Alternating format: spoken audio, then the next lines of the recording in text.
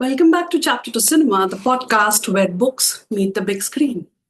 Today we are diving into 1947 Earth, the poignant adaptation of Bapsi Sidhwa's The Ice Candy Man.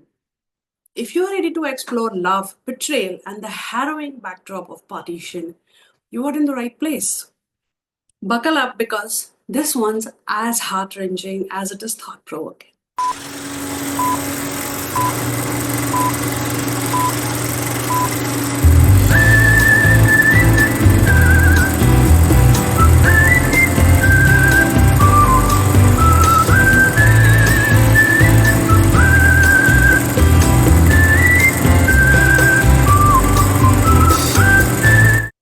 Before we begin, we want to take a moment to acknowledge the passing of the incredible Bapsi Sidhwa last month. Her works have left an indelible mark on literature and cinema, and this episode is an ode to her storytelling legacy. The Ice Candy Man is a novel that delivers a searing look at the partition of India through the eyes of young Lenny, a girl with polio who becomes an observer of the world's fractures around her. Deepa Mehta's 1947 Earth takes that narrative and weaves into what can be called a visually stunning, emotionally devastating film. But did the adaptation live up to the haunting power of the book? Let's unpack it. Let's start with what 1947 Earth got absolutely right. First off, the casting was spot on. Nandita Das as Shanta, the beautiful and the warm hearted Aya, brings such quiet strength to her role. She is the glue holding Lenny's world together, and Nandita embodies her with grace and vulnerability. Aamir Khan as the ice candy man, chilling. Aamir took a role that required subtle transformation from charming to menacing, and he delivered in spades. The film stayed remarkably true to the core essence of Sidhwa's novel. The emotional weight, the deep friendship strained by the chaos of partition, and the palpable sense of loss. It all translates beautifully onto the screen. Plus, the cinematography captures the vibrancy and the looming darkness of Lahore in 1947.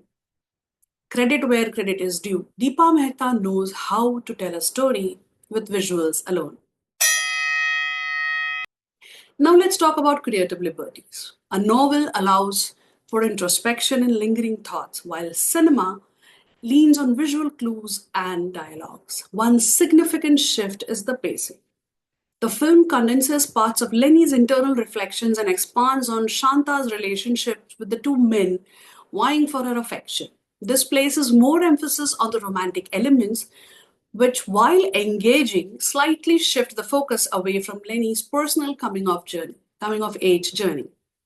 Another notable difference is the ending. Spoiler alert. The novel leaves certain fates more ambiguous, while the film opts for a more dramatized, heart wrenching conclusion. It's effective for cinema, but sacrifices some of the book's subtlety. Was it necessary? Well, that's up for debate. Performances. Let's just say this film is a masterclass. Nandita Das and Aamir Khan steal the show. But let's not forget Maya Shetna, who plays young Lenny. Her innocence and curiosity are crucial in grounding the entire narrative. There is something so impactful about seeing history through the eyes of a child. One standout scene that mirrors the book's emotional core is the moment the community begins to fracture. Friends turn into each other, and Lenny's world, once so full of life and love, crumbles. If you don't feel a lump in your throat by the end of that scene, please check your pulse. And for some fun trivia now.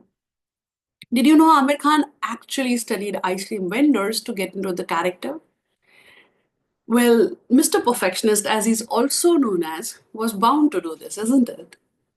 Deepa Mehta also mentioned in an interview that many of the extras were locals from Lahore who had lived through partition, adding a layer of authenticity to the film. It's these little touches that elevate 1947 Earth beyond being just another historical drama.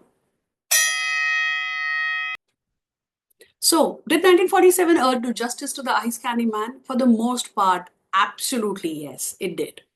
It may lean heavier into drama and romance, but the heart of the story, the devastating effects of division and the loss of innocence, remains intact. If you haven't watched it yet, do add it to your list and just keep the tissues handy. That's all for this episode. Thank you for tuning into Chapter to Cinema. Don't forget to follow us on social media for more book to screen recommendations. See you next time, and until then, happy reading and happy watching. We would love to know how you like this. Thank you.